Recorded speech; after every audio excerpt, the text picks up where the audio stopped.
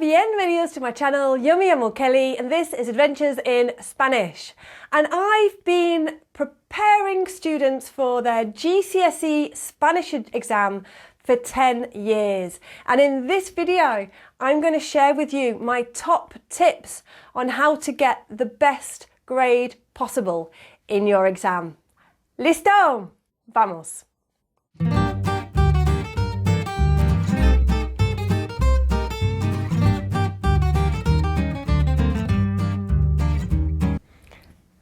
Okay, so whether you're sitting the AQA Spanish exam, the Edexcel Pearson, the international exam or the Cambridge exam, this video will help with all of that. So I've been teaching and delivering Spanish lessons for over 10 years and I'm really very experienced with knowing what works and what doesn't work. So my top tip number one is to do with vocab. Vocab is the main area where everybody needs to learn their vocab for their exam. And the best app that I've come across for this is Memrise. So most people go to Duolingo for vocab. I'd say check out Memrise. You can do it by topic. You don't have to go back to the beginning. If you don't finish a topic, you can choose a different topic. So you can actually find AQA vocab, Edexcel Pearson vocab. It's a really fabulous app. And if you can just do 10 minutes a day, it's not a lot, 10 minutes a day, you'll start to build up that bank of vocabulary that will set you in really good stead when it comes to sitting your exam. Top tip número dos are these. Mine are a bit tatty because I've used them so much.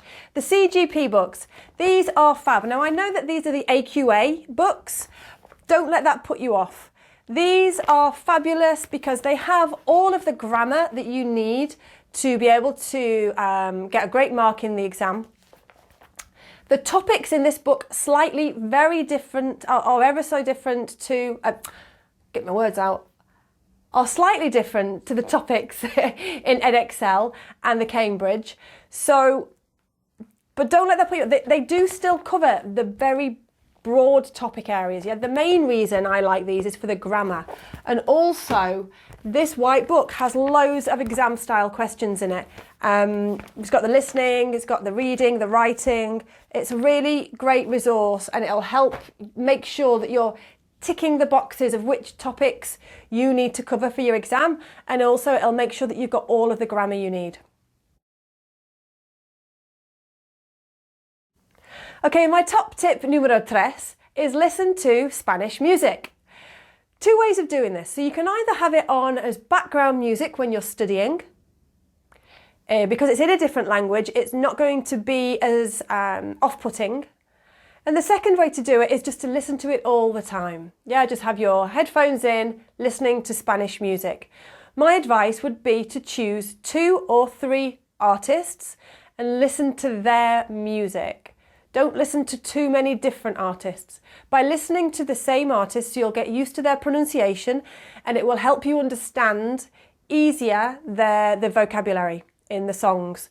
Pick out key phrases, look at the letters, the lyrics of the songs, translate them, and that will help you build and increase your bank of vocabulary. It'll also help you develop your listening skills. My top tip número cuatro is learn your tenses. So with my students, we put together a verb timeline, which is a really handy document. As we learn a new tense, we pop it on our timeline and then we have all of the tenses in one timeline, AR, ER and IR ending verbs, and we learn them and we use them as a reference, a point of reference all the time. The more that you use them as a reference, the more used you get to where they are on the timeline, and the easier and the quicker you can identify then the endings for each tense. My top tip número 5 is to do with the writing exam. So, practice doing past papers and your writing exam, you need to cover different tenses.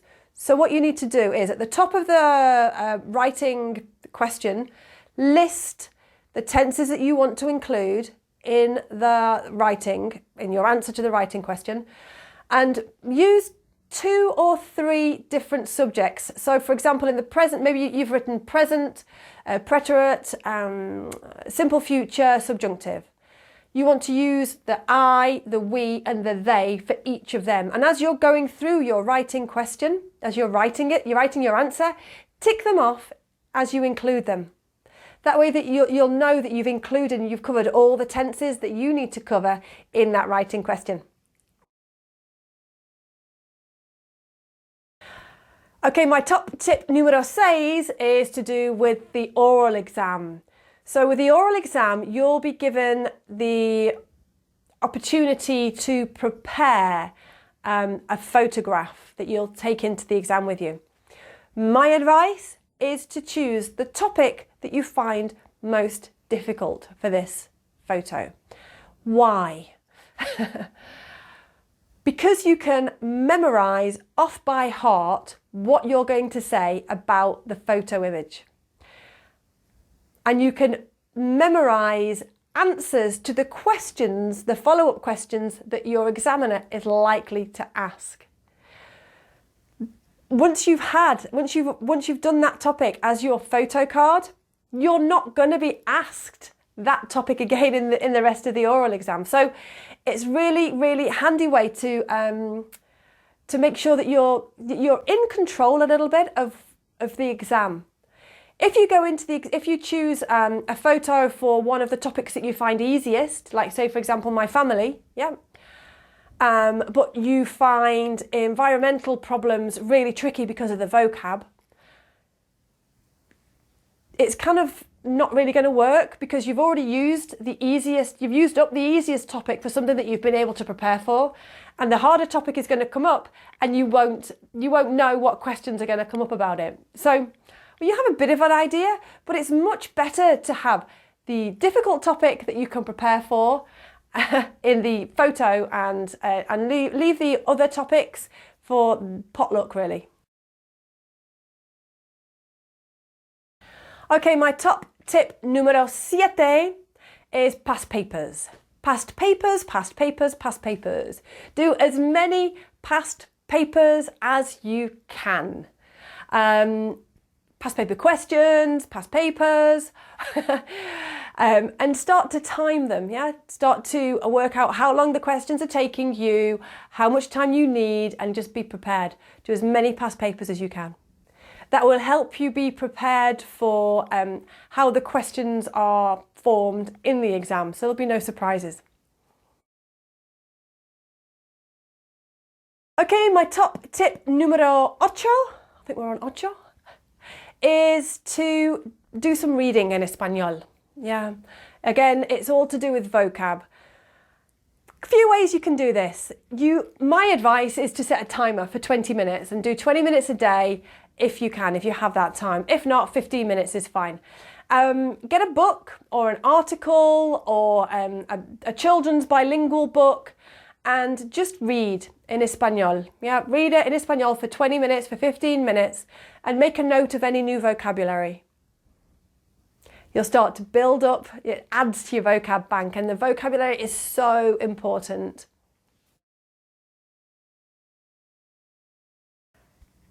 Top tip número 9, I think there's one more after this, is to create a Spanish learning environment for yourself. So we've spoken about reading and listening to music, doing memrise.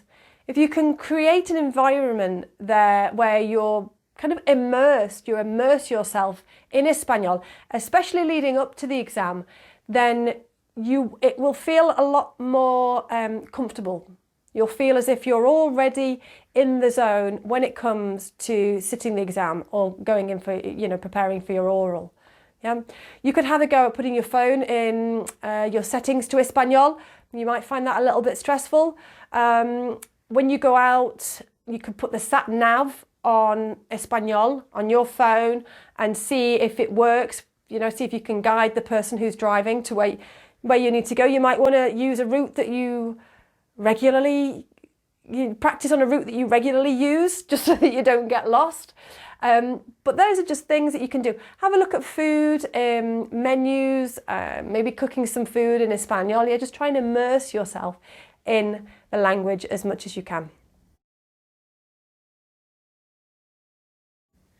And finally, top tip número 10, practice. Practice, practice, practice. If you've got a friend that is also sitting their Spanish GCSE coming up, buddy up with them, practice speaking, go over the questions, ask each other, and just practice as much as you can. Have you got anybody in your family that you can practice speaking Espanol with?